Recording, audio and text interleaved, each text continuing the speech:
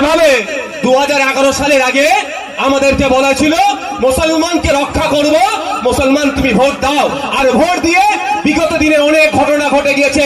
গতকালকে কলকাতার বেহালাতে একটি মুসলিম মহিলা বোরকা পরে গিয়েছিল, ওখানে দাঁড়িয়ে এক ভদ্রলোক বলতে বাধ্য হচ্ছি, রাজনীতি করছি না, নাহলে তো অন্য কিছু বলতাম।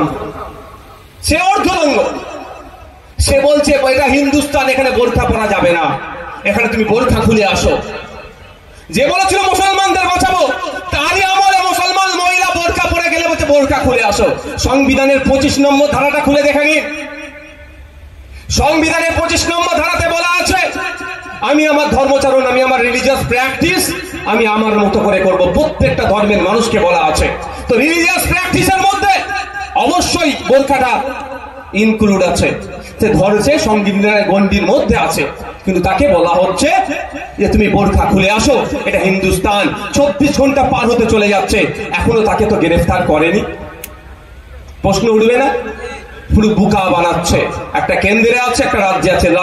কেন্দ্রের বললে খুব মজা লাগে শুনতে, আর রাজ্যের বললে অনেকের বুক ফাটে। কেন বলো তো? এটা খারাপ জিনিস, অন্যায় অন্যায়। আমি অন্যায় করলে আমারও বিরুদ্ধে আপনাকে বলবেন। যাক, সে প্রসঙ্গে যাচ্ছি না, ফিরে আসি।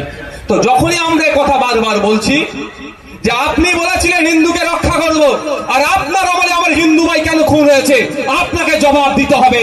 এবং এই খুন হয়ে যাওয়ার পিছনে কোন গাদ্দার গুলো আছে, যে